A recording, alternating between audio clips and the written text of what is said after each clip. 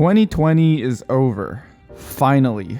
It seems like nobody except the mega billionaires and me actually liked last year.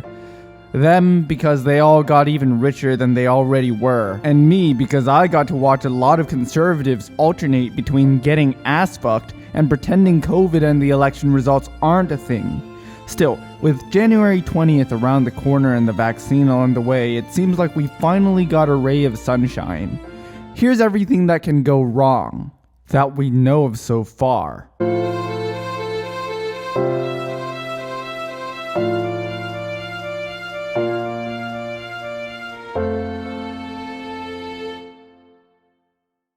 COVID-19.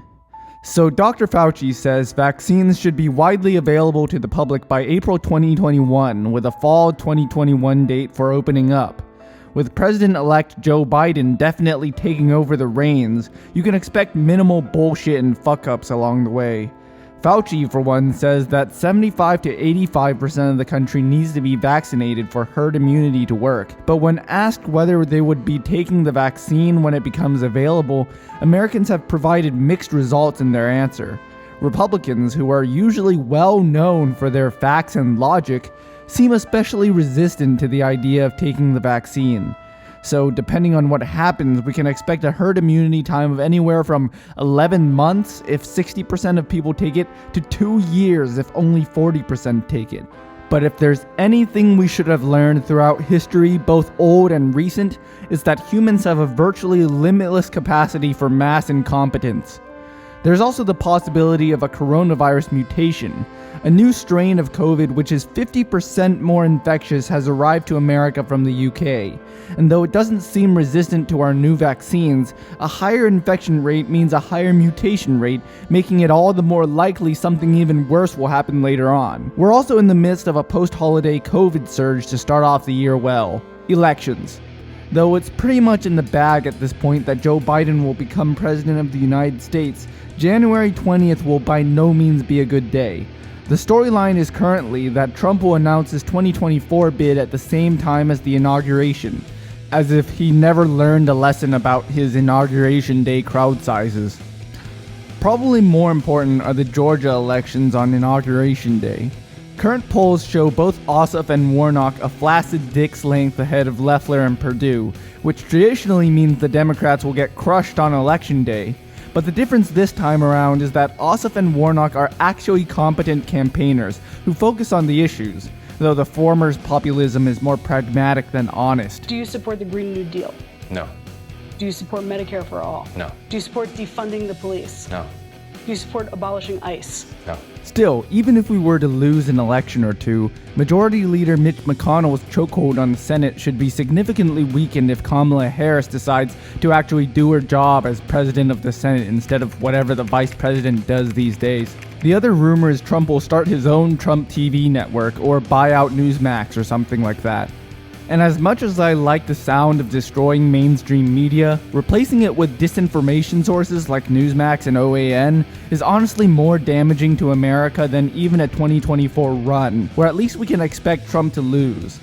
The media landscape today is chaotic and turning in the wrong direction. Democrats will want more crackdowns, censorship, and deplatforming on social media companies, while every alternative medium which claims to support free speech will just grow as a breeding ground for Nazism.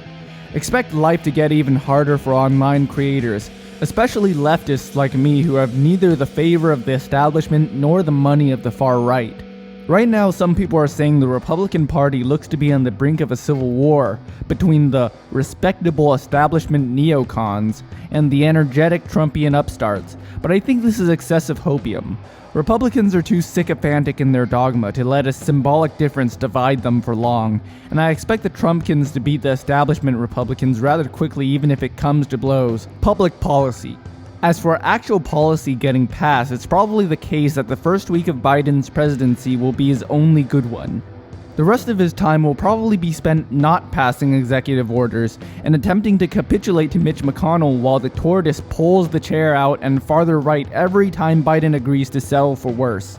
Will packing the Supreme Court happen? No, it will not.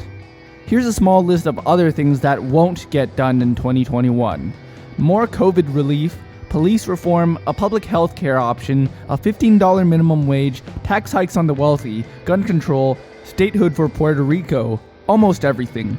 What you can expect to happen is a return to the Iran nuclear deal, restoration of environmental regulations, some executive economic investment, more corporate bailouts, continued imperialism, some identity politics bullshit, maybe a Buy American law, and perhaps some drug reform. Meanwhile, Roe v. Wade is pretty much toast, and any legislation we do manage to pass has a good chance of being shot down by the Supreme Court if it's actually any good. So basically what I'm saying is Joe Biden's presidency won't stop America from going to shit, just slow it down by a couple years. The economy will stay terrible, people will continue suffering and dying, the rich will keep getting richer and consolidating power, and my point will again be proven that America is not actually a developed country, but a hypocritical mess. I'm not saying for certain that 2021 will be worse than 2020, but let's just say at this point that the biggest thing giving me hope is COVID hopefully flushing out old voters and conservative anti-maskers. And maybe Biden can die at the right moment for us to see what Harris is made of. Hopefully by then progressives will have figured out what our next move is. Just remember, set your expectations low because no matter how bad you think it is, it could always get worse. Better to be pleasantly surprised on wins than utterly devastated on losses, you know? I'm and I approve this message.